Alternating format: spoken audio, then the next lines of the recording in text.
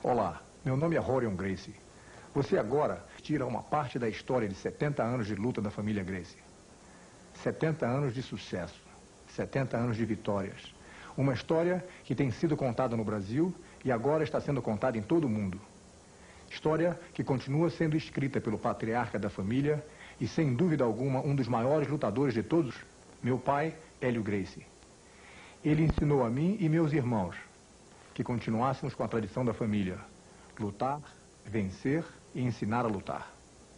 Graças ao que aprendemos com nosso pai, Hélio Gracie, hoje temos várias academias, no Brasil e nos Estados Unidos, onde ensinamos como Mel Gibson, Chuck Norris e René Russo, além de centenas de membros das Forças Armadas Americanas, assim como membros do FBI e do Serviço Secreto. Hoje, milhares e milhares de pessoas são formadas em nossas academias e, com isso, adquirem eficiência e autoconfiança. Esse tape, a demonstração de eficiência do nosso jiu-jitsu, e você entenderá a saga da família Gracie.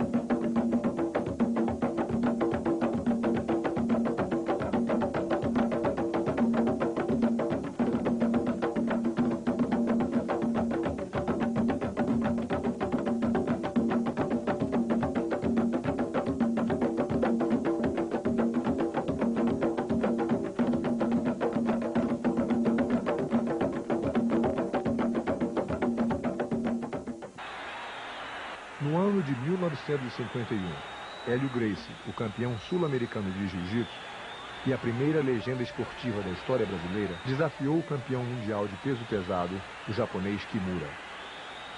Para se qualificar e provar que era um adversário à altura de Kimura, Hélio iria lutar contra Kato, o vice-campeão mundial de jiu-jitsu.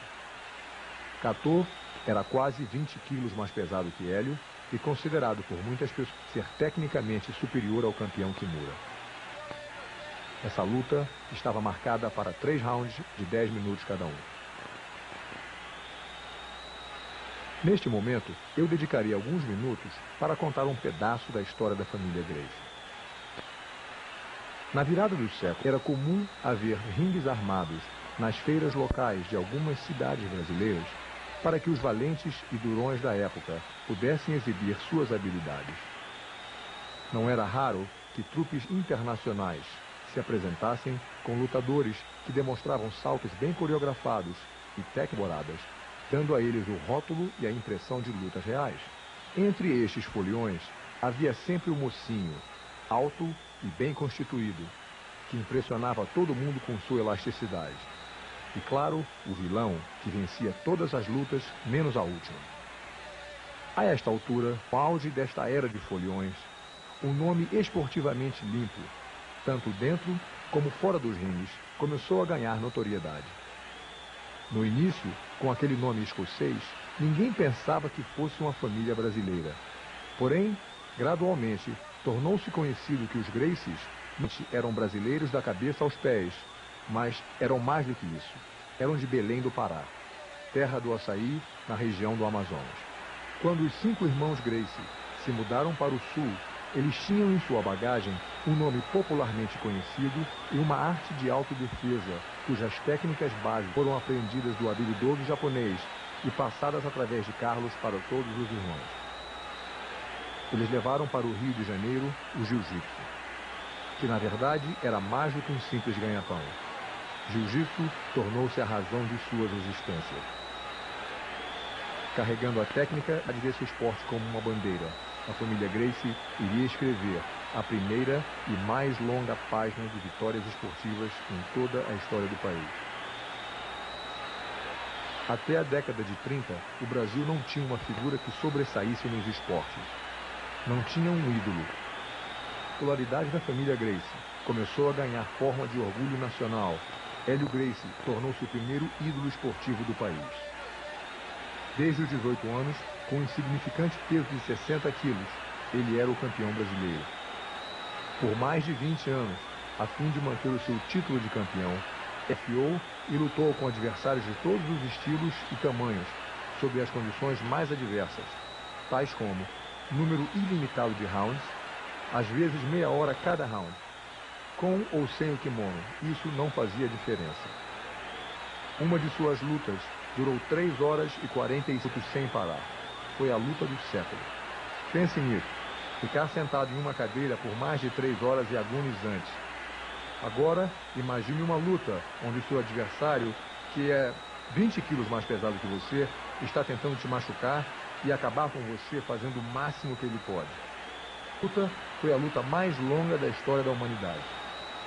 A diferença de peso nunca foi uma razão para que nós não entrássemos no ringue e provasse o nosso ponto. Muitas vezes, nós lutamos contra adversários muito mais pesados. Meu tio Oswaldo, com apenas 60 quilos, ou com João Baldi, que pesava 160 quilos. É uma diferença de 100 quilos. Meu tio o estrangulou em 2 minutos. Ainda haviam pessoas chegando no estádio e a luta já havia terminado.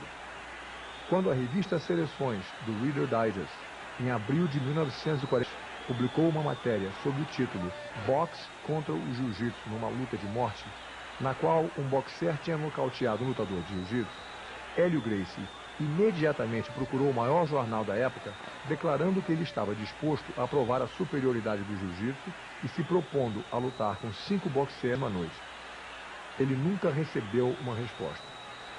Durante sua carreira de lutador, Hélio também desafiou Primo Carnera, Exar Charles e o legendário Joe Louis. Todos eles se recusaram a lutar boxe contra o jiu-jitsu. Nós temos recordes que cobrem mais de meio século. É um testemunho incrível desta cruzada esportiva. Agora, vamos voltar a essa luta. Catô aplica uma bela queda, levando Hélio para o chão. Ao cair no chão, a primeira preocupação de Hélio é procurar botar Catô dentro de suas pernas, ou seja, dentro de sua guarda.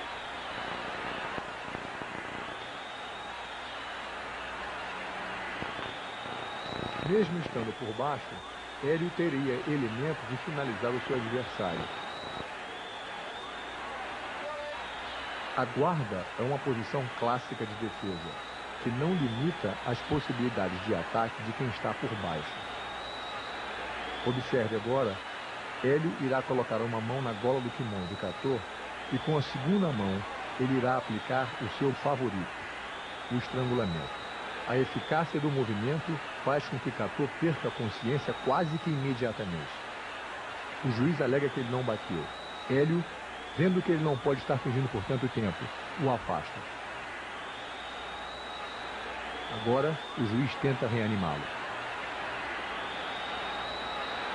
O homem forte de camisa branca é Kimura, que no momento é forçado a aceitar o desafio de Hélio Gracie. Essa é a primeira vez que um campeonato mundial de jiu-jitsu será disputado fora do Japão.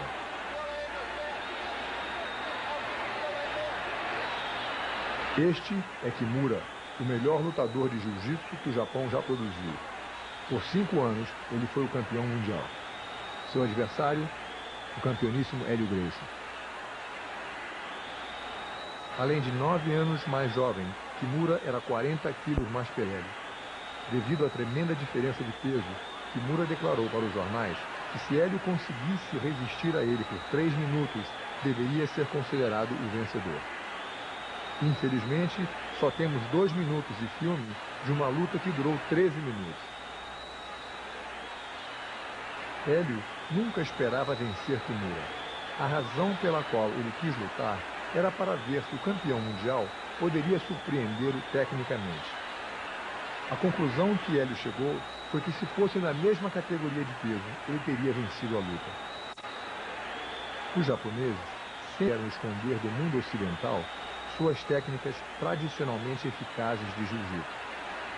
Esta é que é a origem do judô, que é simplesmente o aspecto de equilíbrio do jiu-jitsu.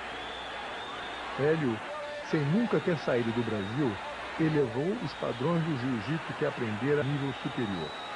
Ele impressionou tanto ao campeão Kimura com as técnicas que demonstrou que após esta luta, Kimura foi pessoalmente à Academia Gracie convidar Hélio a ensinar na academia número 1 do Japão.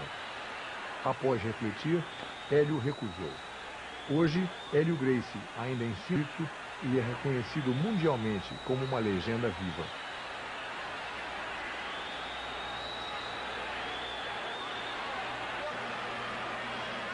Nesta minha luta, observe que o lutador de karatê está se preparando para o soco perfeito. Eu procuro manter a minha distância.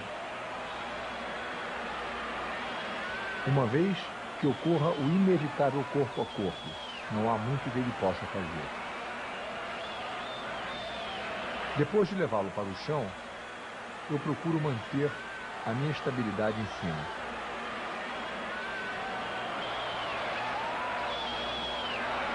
Não tenho pressa e procuro a posição da montada. Ele, por não ter consciência do que fazer, fica se debatendo desesperadamente. Meu tio Carlos Gracie. Observe que quando está por baixo, o adversário não tem como acertar a pessoa de cima. Porém, eu posso acertá-lo de cima para baixo. Agora eu coloco uma mão na gola e me preparo para completar o estrangulamento.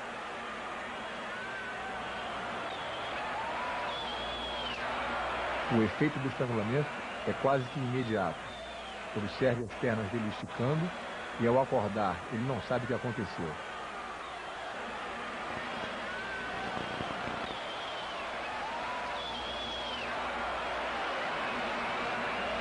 Nesta próxima luta, meu irmão Helson, à esquerda, se lança contra seu adversário e mantém uma distância tão próxima que impede qualquer possibilidade de ataque. Com uma bonita queda, ele leva a luta para o chão. Agora, Helson vai estabelecer uma posição de controle por cima do seu adversário, colocando o joelho na barriga. Com uma saraivada de socos, ele obriga o adversário a se expor e completa com uma espetacular chave de braço.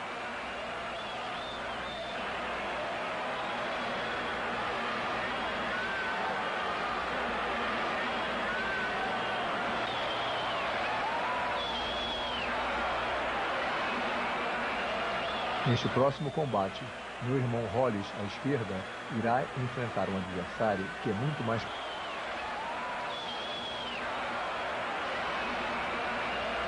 Evitando o primeiro soco, observe com que facilidade ele derruba seu adversário.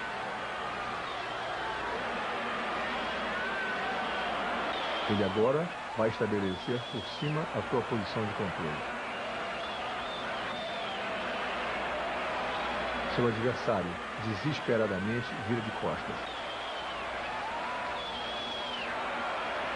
Hollis vai acertá-lo algumas vezes para amolecê-lo e depois partir com decisão para o estrangulamento.